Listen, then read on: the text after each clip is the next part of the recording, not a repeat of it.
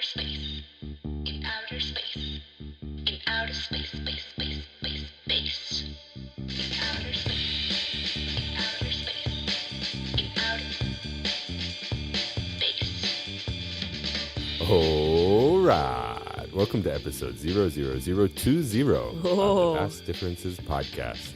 I'm ThügLife. And I'm Charity. And today we're going to talk about the 7 things I hate. something. The first, an advertisement from our advertiser.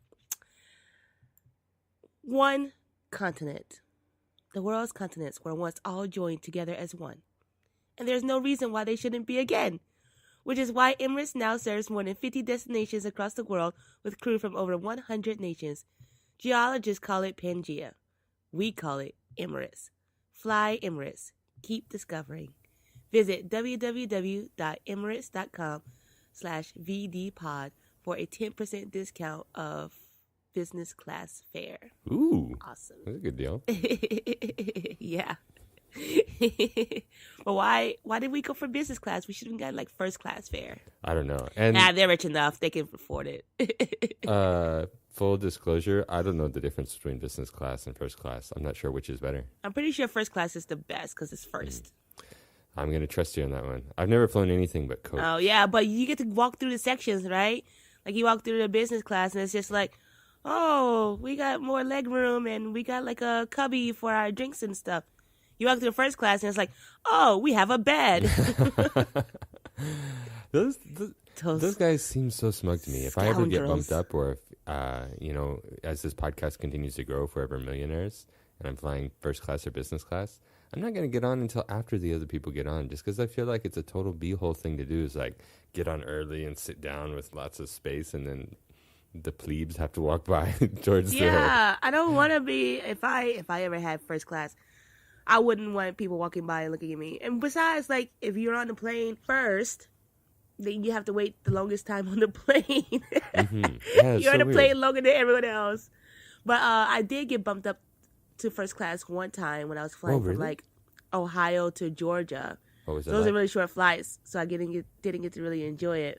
But, man, constant snacks. As soon as I finished one snack, they brought me another one. As soon as I finished one drink, they the brought me life. another one. And I was like, oh my goodness, I'm in a snack heaven. This is what it feels like. And then, like, I was able to look back at all the coach people, and they were just look so cramped up and uncomfortable. And I was like, ha, ha, ha, ha, plebes. Like, you guys aren't as cool as me, even though I just got this random upgrade. Because I think they moved my flight or something, and they were trying to be nice. But it was really funny. And I was also surprised at how easily I was able to turn up my nose at Coach. Oh my gosh. I should never become rich because I turned snooty like in 0.01 seconds. You didn't remember your roots? You were in Coach the flight before I did that. it. Yeah, I know. And I just like completely turned into an a-hole. And I was like, okay, well, Isn't it? I need to get grounded. Good pun. Isn't it funny how much like what? Wait. What did you just say? Did you just say I had a good pun? What? All your puns are good. That's something our listeners never get to hear. Boom! Headshot. Stealth kill. Okay, I got one for you. What do you call the person who's going to inherit Buffalo Bills field? The heir to the planes. Airplane. Okay, continue on with what you were going to say before we were rudely interrupted. It's so weird how snacks just take on a totally different... I mean, it's so weird how snacks will just become so more valuable in the context of being on an airplane. Like if somebody tried to give me a bag of peanuts in real life, I would not accept it and I wouldn't eat it. But for some reason, when I see them start to walk around as flight attendants, I'm like, "Ooh, peanuts are coming!" And only in 15 more minutes, I'll be able to eat peanuts. And I'm like that with all the flight food also. Like if you had given me that flight food anywhere else, I would have been like, what is this janky meal people are trying to feed me? When on the airplane, I'm like, oh my God, food. I think it's because we're in a pressurized metal too, going hundreds of miles per hour, like 10,000 feet in the air, 30,000 feet. I guess And so, yeah. it's also weird how Oh my gosh, can you imagine if that was your last meal, if the plane crashed and everyone died and your last meal was like peanuts? that'd be sad. Airline peanuts. It's That also would be weird. really It's sad. weird that we're like, oh yes, peanuts. This is so important to us right now. We just spent $1,000 on that airplane, and then we're like getting excited about a 20-cent bag of peanuts. I don't know. It's weird. That's true. Okay, side story that is no way related to airplanes, but so related to peanuts. I had my awesome, cute Korean friend, who you met last time.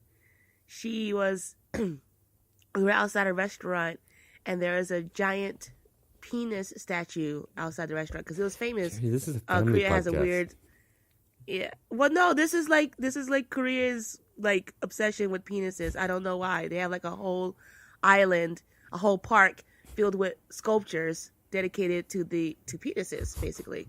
But anyway, we're outside this restaurant, and they had this phallic object. There you go. Is that better? Outside the restaurant, and I was like, "Oh my gosh, Yeram, it's a giant penis," and she was like, "Oh yeah, I like peanuts," but she was confusing peanuts with penis, and then we made this. We were like, "Wait a minute," because she's so innocent. We were like, "Wait a minute, you like what?" Yeah, it's delicious, and we just made so many jokes about it before we finally told her, okay, Yeda, this is the correct pronunciation, penis versus peanuts. And then she just like melted into the floor. And she was like almost crying. It was great. You can cut that out if you want. I don't know about people saying penis online, but No, you're making so much There you work. go. You're making so much work for me in post production. I'm gonna have to go and bleep out every one of these. What do you have to say for yourself?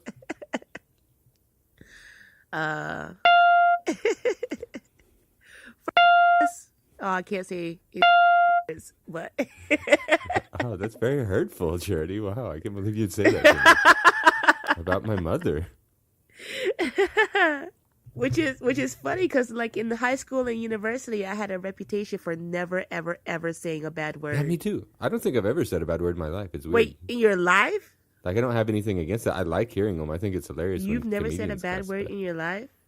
I said the A word one time when I was like 8, and my little sister went and told my grandpa, and she was like, "Papa, ThügLife said," and then he's like, "Well, now you said it too," and I didn't get in trouble.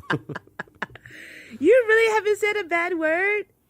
I said the B word one time when I was talking about this kid named Jeremy in middle school, and then somebody called me out on it. They were like, "When did you start swearing?" And it like really took me aback, and so I was like, "That wasn't worth it, I guess." Man, Yeah, I've no, never I don't know. noticed It's that. just not a part of my vernacular. It's just Oh wow, I'm gonna try to catch you saying a bad word. Like, okay. I'm gonna start right now. Mother, son of a, gosh, New Zealand, mango, New Zealander. oh my gosh. When I was in university, I used to say bad word adjacents. Like instead of the A word, I would say F, because the F sounds like an S sound, or like schnikey instead of the SH word. Fluck. That sounds really harsh. Business. It's funny to take people's names, random names, and use them in vain like they're swear words. I remember several years in high school, and it caught on to other people. I would say Maynard Richard Smith, and like whenever I was really frustrated, I have no idea. Like it's not anybody I know. I just think the name Maynard Richard Smith is really funny. So whenever I'd be really mad, I'd just be like, Maynard Richard Oh my Smith. God. And there's a guy out in this world whose name is actually Maynard Richard Smith. And every time you said that, he gets like a tingling sensation in the back of his neck.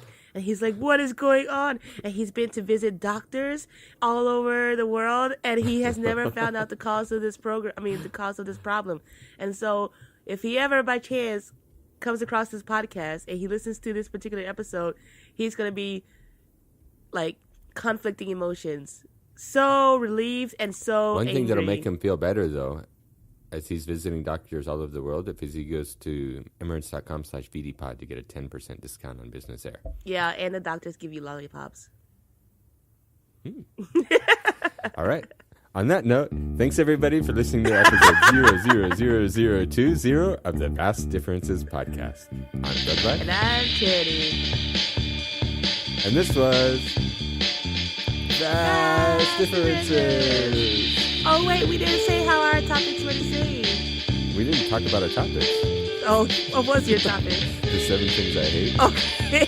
Hey, actually, I'm interested now. What are the 7 things you hate?